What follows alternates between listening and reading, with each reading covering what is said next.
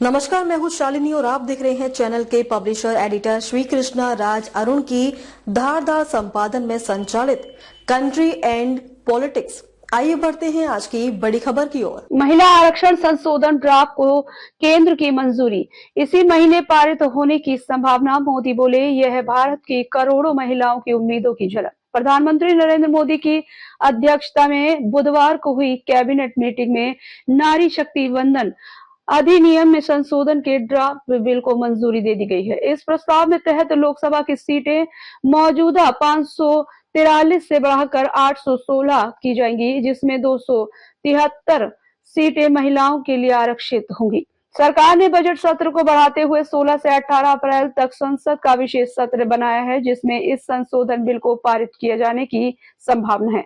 संसद में मंजूरी मिलने के बाद यह कानून 31 मार्च 2029 में लागू होगा और उसी साल होने वाले लोकसभा चुनाव में पहली बार प्रभावित होगा।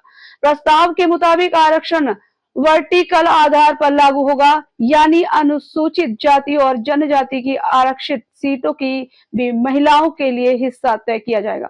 इस बिल को लेकर पीएम मोदी ने अपनी वेबसाइट पर एक आर्टिकल पब्लिश किया है, जिसमें उन्होंने लिखा है कि महिला रिजर्वेशन एक्ट में प्रस्तावित बदलाव सिर्फ एक कानूनी काम नहीं, बल्कि ये पूरे भारत की करोड़ों महिलाओं की उम्मीदों की झलक है।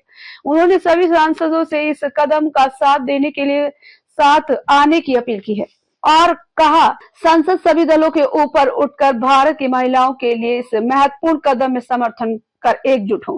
पिछले कई दशकों में लोकतांत्रिक संसाधनों में महिलाओं को उनका उचित स्थान दिलाने के लिए बार बार प्रयास हुए हैं। समितियां गठित की गई हैं, विधेयकों के मसीदे प्रस्तुत किए गए, लेकिन वे कभी पारित नहीं हो सके। यह एक ऐसा पल है जिसे अब और नहीं टाला जा सकता। महिलाओं के रिप्रेजेंटेशन को आगे बढ़ाने में हर देरी असल में हमारे लोकतंत्र की क्वालिटी और सबको साथ लेकर चलने को मजबूत करने में देरी है।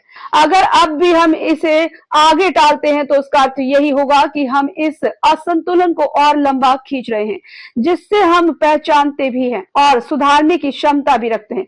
महिला आरक्षण बिल को पारित करने के लिए सहमति बहुत जरूरी है। इसे बड़े राष्ट्रीय हित को ध्यान में रखकर देना चाहिए। ऐसे अवसर हमें यह याद दिलाते हैं कि कुछ फैसले अपने समय से बड़े होते हैं, वे अपने आने वाली पीढ़ियों की दिशा तय करते हैं। खबरों में अब तक के लिए बस इतना ही। फिर होगी आपसे मुलाकात, तब तक के लिए नमस्कार। देखते रहिए कंट्री एंड पॉलिटिक्स। ऐसे ही लेटेस्ट अपडेट पाने के लिए हमारे चैनल को लाइक करें। अगर आप हमें फेसबुक, ट्विटर, इंस्टा के माध्यम से देख रहे हैं तो हमारे चैनल को फॉलो, कमेंट करना न भूलें। धन्यवाद।